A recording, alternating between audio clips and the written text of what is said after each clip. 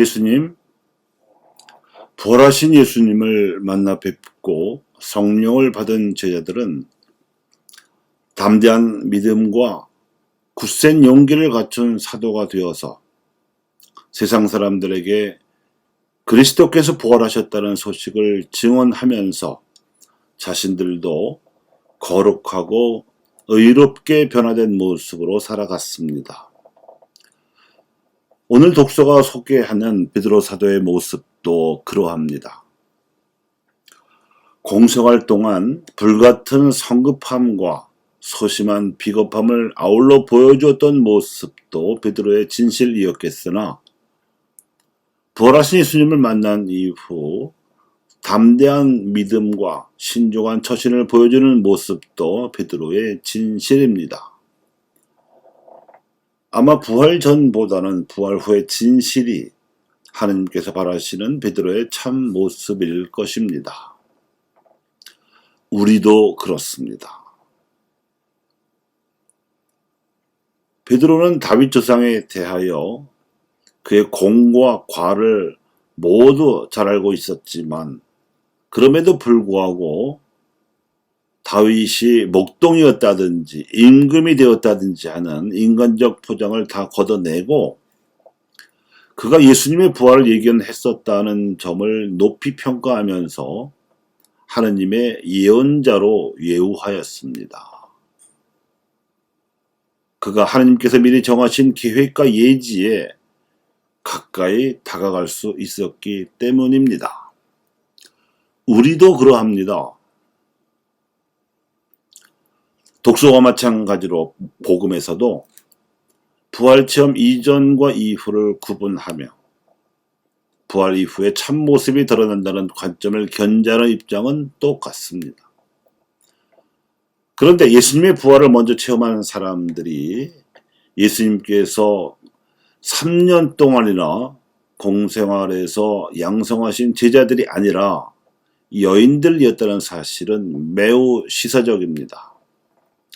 오늘날 우리에게도 여성과 평신도들이 남성과 성직자에 비해 사도직에 있어서 더 부활 체험에 가까이 있을 수 있다는 가능성을 말해주기 때문입니다. 그 여인들은 7 마귀가 떨어져 나간 마리아 막달레나, 헤로데 집사인 쿠자스의 아내 요한나, 수산나 등 자기들의 재산으로 예수님 일행을 도와드렸던 후원자들이자 은인들이자 또한 봉사자들이었는데 그들의 전력이나 집안에 대한 소개도 역사적 사실일 것입니다만 하느님께는 그보다 더 그 여인들이 부활하신 예수님을 누구보다도 더 먼저 만나 배웠고 제자들에게 그 소식을 전해주었다는 사실을 높이 보셨습니다. 그 여인들은 제자들을 사도들로 변화시키는 역할을 수행한 것이었습니다. 그래서 프란치스코 교황님께서는 그 여인 중에 한 사람인 마리아 막달레나를 사도를 위한 사도로 부르기를 주저하지 않으셨습니다. 이러한 영예는 마리아 막달레나와 같은 몫으로 봉사와 증언에 불리운 요한나, 수산나 등 다른 여인들에게도 똑같이 주어져야 합당할 것입니다. 오늘날 우리의 현실에서도 그렇습니다. 그래서 중요한 것은 과거에 어떠한 삶을 살았는가 하는 것보다 부활체험 이후 어떻게 변화되었는가에 관한 진실입니다. 실로 개인이든 집단이든 교회와 그리스도인들에게는 그토록 부활을 둘러싼 진실이 중요하고 또 중요한 만큼 위력적인 영향력을 발휘합니다. 개인이든 집단이든 신앙의 열기가 식어 있거나 활기를 띠고 있다면 그 원인은 단연코 부활 체험에 달려 있습니다. 부활 신앙의 영향력이 개인 인생이나 인류 역사의 원동력인 동시에 추동력입니다. 성경에 등장하는 모든 인물이 다 그러했습니다. 우리도 그럴 것입니다. 예수님께서 부활하시기 전에 그분을 십자가형에 처하고 죽게 한 악인들을 우리는 기억합니다. 스승을 은전 30잎에 팔아넘긴 유다, 협잡과 조작으로 재판한 가야파, 진실을 무시한 빌라도, 그리고 협박한 바리사이들과 그 선동에 놀아난 군중까지를 우리는 기억하고 있습니다.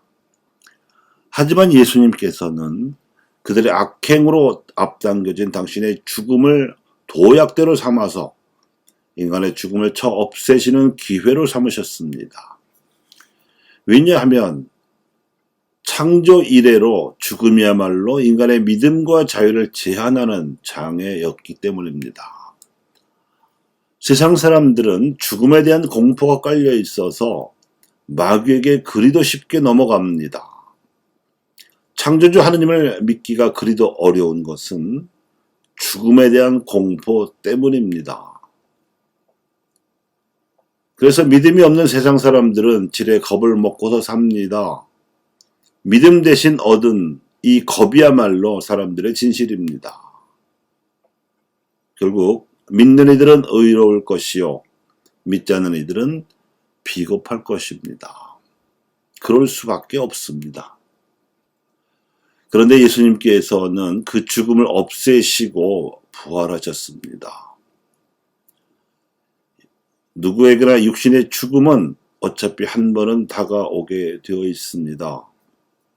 누구나에게 주어진 인간 필연적인 운명입니다.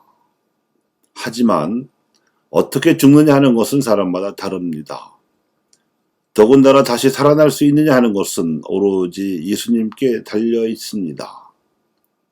그분의 부활을 믿는지, 부활하신 그분을 만난 체험이 있는지, 그 체험에 따라 세상의 현실 저 너머에 있는 그 나라와 그 생명을 갈망하는지 여부에 따라서 달라지게 되어 있습니다. 그리하여 시인 성찬경 사도 요한은 한국 천주교 200주년에 순교 성인들을 기리며 부활을 이렇게 노래한 바 있습니다. 시집 황홀한 초록빛에 나오는 시입니다.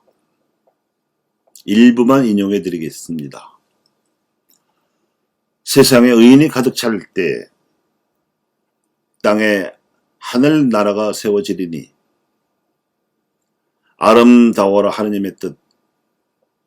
세상에 의인이 안 차는 것은 너도 나도 그런 생각 안 하기 때문. 우리 모두 의인이 되도록 하세. 우리나라 의인으로 가득 찬 나라. 하느님의 평화 깃든 고요한 나라.